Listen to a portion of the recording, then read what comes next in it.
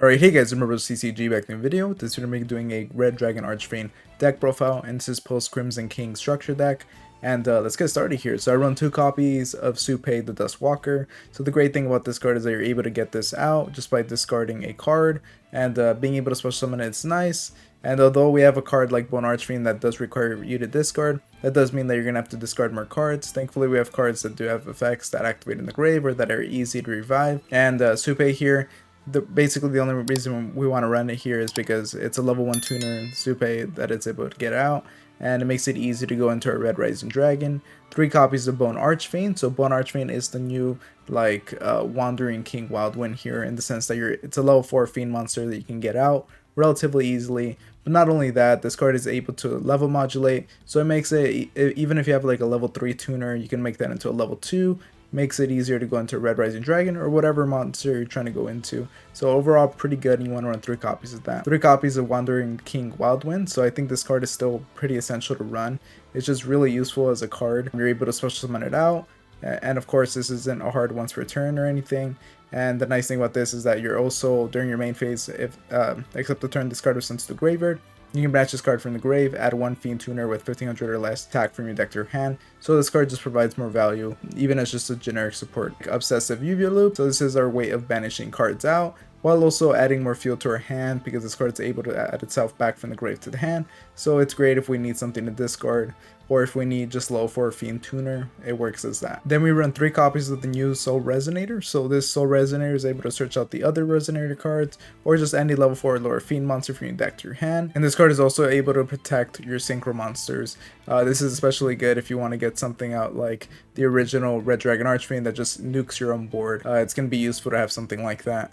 So we have 3 copies of Ash Blossom as the hand drop of choice, and then of course 3 copies of Imperm. And then we have 3 copies of Crimson Resonator. This card is pretty insane. It's just you're able to special summon it out if you control no monsters, and if you have another exactly 1 Dark Dragon Synchro monsters, you can special summon up to 2 Resonators from your hand or deck. So obviously the go-to combo is Red Rising Dragon and this card, and then from there being able to get something out like the Soul Resonator or our Vision Resonator, or whichever Resonator you may want to get out. You're going to see in the combo video just what you're able to get and extend from there. So overall, really insane card. And then we have 2 copies of Vision Resonator. So this is our spell trap search for the deck. Then we have Chain Resonator. So this card you're not going to be going into a lot, but it's nice if you have, a lot of times you're able to save up your normal summon, and being able to normal summon this in order to special summon a Resonator monster from your deck means that you can extend quite a bit.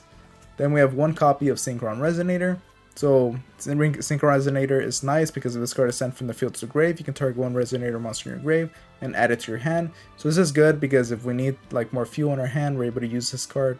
And not only that, it's not a hard once per turn, so a lot of value. 3 copies of Resonator Call. All the Resonator cards that we run here are really good, and we just want to be able to search any of them out. Then we have 2 copies of Triple Tactic Talents. So ideally, Red Dragon Archfiend is kind of meant to go second. Like that's the way the deck was sort of designed for, or the archetype was to destroy your opponent's monsters. So if you want to go for that, Triple Tactic Talents is great for that. 3 copies of Pot of Prosperity, just so we can search out specific cards.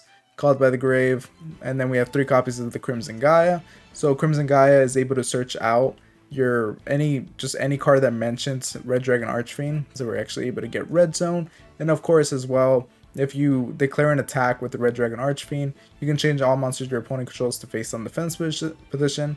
And if a monster on the field is destroyed by battle or card effect, you can special summon 1 Red Dragon Archfiend from your graveyard. It's not going to be often that you do that. You usually just want to use it to get the Red Zone. If it happens, it happens. And we run 1 copy of Red Zone. This card is pretty good in case we need a way of popping a card on our opponent's side of the board, or if we want to revive one of our banished Dark Dragon Synchro monsters that we probably banish with Yugioh loop, then we're actually able to do that. Alright guys, before I go to the extra deck, if you guys are enjoying the video, make sure to like, comment, and subscribe, and stay tuned because I am going to be dropping the combos video real soon. And here I run 1 copy of Pod Red Dragon Archfiend, King Calamity. It's just one of the boss monsters for the deck. It's able to basically negate everything on the board and just lets you win. If you're able to establish this and you have a good board set up, then you can win just by getting this card out. Then we have Red Supernova Dragon. This card's going to be one of your ways of nuking the board. Bestial Dispatter here is actually able to special summon one of your synchro monsters that you banish using Yugioh loop. So that's pretty good if you're able to do that. And not only that, but you usually want to keep 1 card banished so that during our opponent's turn, if they try to activate an effect, a monster's effect, we're actually able to negate it by shuffling one of our banished cards back to our deck here. And then we have one copy of Hot Red Dragon Archfiend Bane. So this card, we're able to tribute one monster and then target a Red Dragon Archfiend monster in my grave and then special summon it out. And the main thing about that is that it's just more of like an extender. And of course, if you inflict battle damage, that's great, but a lot of times it's going to be difficult to do that. Baron the Floor, you're not going to be able to get this card out a lot. There's a lot of ways that you're going to be locked into Dark Dragons, but if you're able to do so, then that's great. Then we have Void Ogre Dragon, so this card's going to be a little bit more harder to set up just because you have to make sure that you don't have any cards in your hand in order to set up a negate.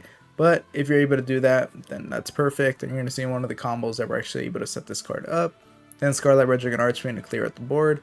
2 copies of the Scarlet Red Dragon Archfiend. So this card is great because if we're actually able to summon out like a bigger monster, like this is going to be one of our stepping stones for a bigger Scarlet or a bigger Red Dragon Archfiend. We're going to be using that card, and if we do, we can special summon a Red Dragon Archfiend monster. So here we're going to get out Red Dragon Archfiend and use it for synchro material. You typically don't want to keep it on the board just because it is going to pop your board during the end phase if you're not careful. Of course, I have something like Soul Resonator that can protect it, but you just have to be careful with that. Then we have Queeb out here, the Blade Dragon. If this card is synchro summon, you can target a card in the field and destroy it. And if this card in the field is destroyed, you can target a face monster in the field. That monster cannot attack until the end of your opponent's turn. So it's a little bit of an annoying card that you can get out for your opponent to have to deal with, and provides a bit of disruption. Then 3 copies of Red Rising Dragon. This card's insane for the deck. It's of course one of the biggest like stepping stones for the deck. Just synchro climb. This card is not a hard once per turn either, so it's pretty easy to just get this out and just keep on building your board. But if you guys enjoyed the video, make sure to like, comment, subscribe, and all that. And then stay tuned for the combos, and I'll see you guys next time. Thank you for watching.